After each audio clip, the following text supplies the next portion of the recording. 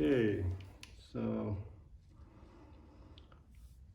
I'm going to talk about this Bostitch nail gun, SB-125BN. It's a pretty old gun, but the problem, actually this piece broke off too, but it doesn't matter. It doesn't affect the performance of the nail gun. The problem with this is, for some reason, when you fire, this is what happens.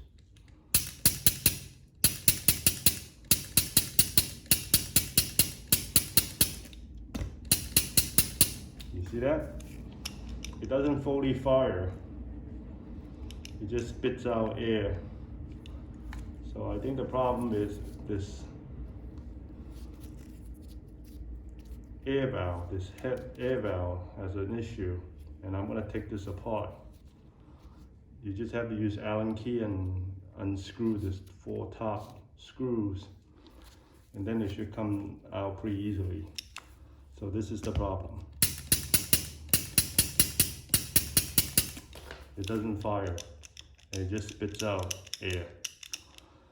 So once we take it apart, and we'll see what the problem is. So this is the Bostitch SB-125BN. Thanks.